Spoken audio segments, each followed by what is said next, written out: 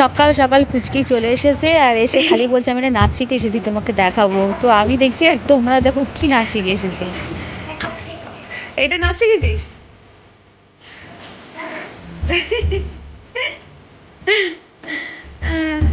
হ্যাঁ হ্যাঁ।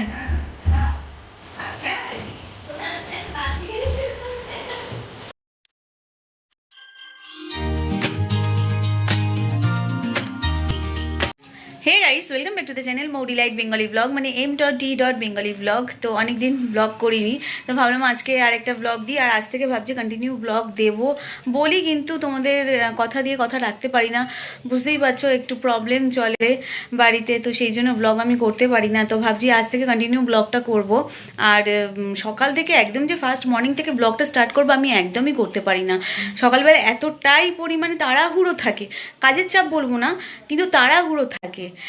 মানে কীরকম, ঘুম থেকে উঠেই আমাকে কিচেনে যেতে হয়, কিচেনে গিয়ে ব্রেকফাস্ট বানাতে হয়, এক একজনের জন্য এক এক রকম ব্রেকফাস্ট বানাতে হয়। তারপর ছোটোবাবুকে দিয়ে আসা, তারপর ছোটোবাবুর পাপা বাড়ি থেকে মানে অফিসে বেরোবে, তাকে রেডি করে দেওয়া, মানে এই সব মিলিয়ে মিশিয়ে না একদম মানে কি বলবো। তারপরে সরলা কাজে আসে, তার আগে আমাকে পুরো বিছানা ক্লিন করে রেডি করে নিতে হয়, কারণ সে ঝাঁট দেবে, মুছবে, সেগুলো একটা চাপ থাকে। সেই জন্য মর্নিং থেকে ব্লগ আমি স্টার্ট করতে পারি না। তো এখন আমি ব্লগটা স্টার্ট করছি। আর এখন বাজে হচ্ছে সকাল 9:40 ওই 42 বাজে। 9:42 থেকে আমি ব্লগ স্টার্ট করছি। আর এখন আমার পুজো দেওয়া হয়নি, সবে স্নান করে এলাম, সমস্ত কাজবাজ সেরে নিয়ে স্নানে গেছিলাম, স্নান করে এলাম। আজকে বৃহস্পতিবার, পুজো করব। আজকে নিরামিষ রান্না, একটু রান্নার চাপ আছে, কারণ নিরামিষ রান্নায় রান্নার চাপটা একটু বেশি থাকে, কারণ আইটেম বেশি করতে হয়। আর ব্লগ সবে স্টার্ট করছে, অমনি হাজব্যান্ড ফোন করলো, আমাদের একটা ডেলিভারি আসছে, তো সেই ডেলিভারিটা আজকে আসছে। আর বললো তুমি এই ডাইনিংটা একটু পরিষ্কার করে খালি করে রেখো, কারণ এইখানটায় যেখানে টেবিলটা রয়েছে, তো এই জায়গাটায় জিনিসপত্রগুলো রাখা হবে।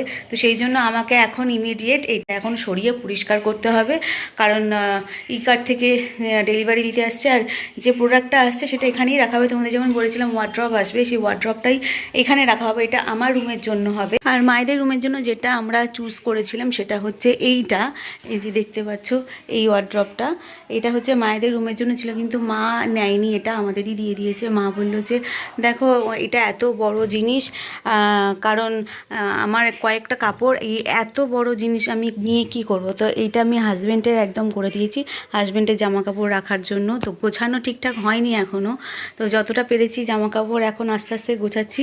এই একটা হচ্ছে, আর এখানে আরেকটা পাল্লা রয়েছে, সেটা হচ্ছে এইটা, এই যে এটা। তো কেমন হয়েছে একটু জানিও আমাকে। এটা 3 ডোরের, ঠিক আছে? তোমাদের নিচ থেকে ওপরে এটা দেখিয়ে দিলাম একদম, দাঁড়াও দূর থেকে দেখিয়ে দিই। যাবো এখন পুজো করতে, তার জন্য এখান থেকে একটু তেঁতুল বার করে নেবো, এটা ঠাকুরের তেঁতুল রেখে দিই, নিরামিষ। তো নিরামিষ মানে ঠেকাঠেকি নয় কোনো কিছু। তো এর থেকে একটু তেঁতুল নেবো, তেঁতুল নিয়ে যাব এখন ঠাকুরের বাসন মাজতে। পুজোটা করে তারপরে সব পরিষ্কার ঝরিষ্কার হবে। তেঁতুল একটুখানি বার করে নিয়েছি, এই তেঁতুলে দিয়ে ঠাকুরের বাসন মাজা হয়ে যাবে।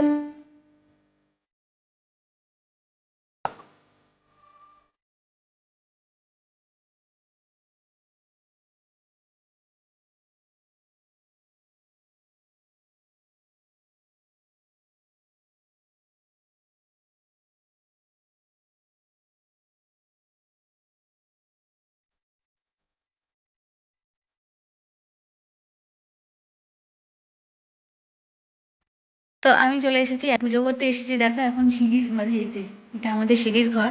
আর সিঁড়ির ঠিক এই ওপরের জায়গাটা আমাদের ঠাকুর রাখা থাকে, এই যে হচ্ছে ঠাকুর, তোমরা দেখতেই পাচ্ছ। এখানটায় ঠাকুর, নিচে আগে রুমে ঠাকুর থাকতো, কিন্তু বিছানা ঝাড়ার ধুলো, তারপরে নাতা যেটা ঘর মোছা হয়, সেগুলো সব থেকে যেত, যার জন্য এই ওপরটা রাখা হয়েছে। আর এখনও ঠাকুর ঘর করা হয়নি। এই ঘরটা যখন ছিল না, তখন এখানে একটা মন্দির ছিল, এই মন্দিরটা আমাদের উপরে করা হবে, সেই জন্য এখনও ঠাকুর ঘরটা করা হয়নি। তো ঠাকুর ঘর খুব শীঘ্রই করা হবে, উপরে যখন ঘরটা স্টার্ট হবে। তো চলো পুজোটা করে নিই, ধরার তো কেউ নেই, আমি একাই, সেই জন্য পুজোটা তোমাদের দেখাতে পারবো না, তারপরে এগুলো সব শেয়ার করছি। পুজো করতে করতে ছুটেছি। এই যে ফাইনালি এসেছে, আরও নিয়ে আসছে, ওরা এসে এখানটায় রেখে দিয়ে গেছে। আরও রয়েছে, নিয়ে আসছে।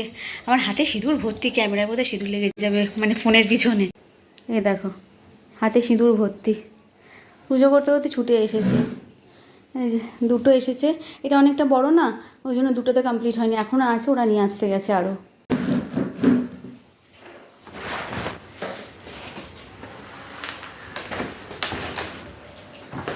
আগেরবারে সেম প্রোডাক্ট নেওয়া হয়েছিল, ভাঙা বেরিয়েছিল।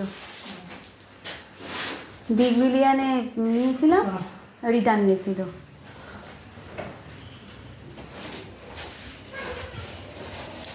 সব প্রোডাক্ট আমাদের চলে এসেছে।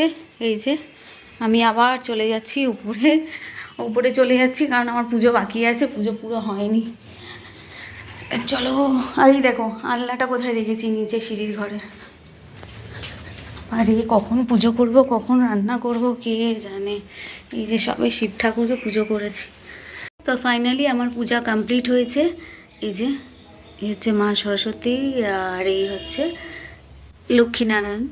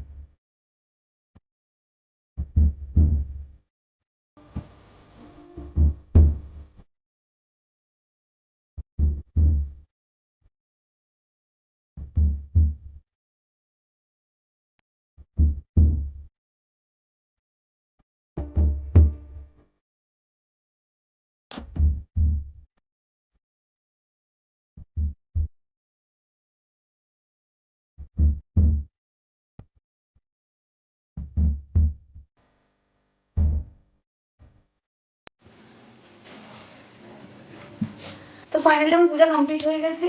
আর এবারে চুলটা এঁটে শুটে বেঁধে নেবো, নিয়ে রান্নায় লেগে পড়তে হবে, কারণ রান্না এখনো হয়নি আমার। এইসব করতে করতে পুরো 11টা বেজে গেছে। জানি না কখন রান্না করব, ছোটোবাবুকে আনতে যেতে হবে, কী যে করি না। আর সব থেকে বড় কথা, এই দেখো চা রাখা আছে, এই যে চা এখন পর্যন্ত খাইনি, খেতে হবে। প্রচণ্ড খিদেও পেয়েছে। তো চলো ঝটপট রান্নাটা করে নিই। আর কি রান্না করেছে সেটা শেয়ার করতে পারবো কি বুঝতে পারছি না, ক্যামেরা ধরার লোক নেই, একা একা ব্লগিং হয় তুমি বলো তো। একটু কেউ ক্যামেরা ধরলে ভালো লাগে ব্লগ করতে। আর কেউ নেই তো, একা বাড়িতে, শাশুড়ি মা আছেন, কি ব্লগে তোমাদের কি আর দেখাবো, সেই জন্য আর ব্লগ করতে ভালো লাগে। আগে বড়বাবু থাকতো তবুও ভালো লাগতো। সব পিঁপড়ে ধরে গেছে। আমার জন্য একটা ব্রেড এনে রেখেছিলাম, এই যে এই ব্রেডটা খাবো বলে। সকালে রুটি করেছিলাম, রুটি তরকারি করেছিলাম, ও পাপা নিয়ে গেছে, আর তরকারি কিছুটা রয়েছে, তারপরে ব্রেড এনেছিলাম কারণ রুটিটা একটু কম হয়ে গিয়েছিল।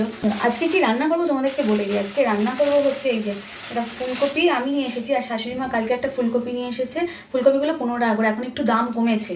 তো ফুলকপি তরকারি করবো নিরামিষ, আর ধনে পাতাও এনেছি, এই যে ধনে পাতা ফুলকপির তরকারি হবে।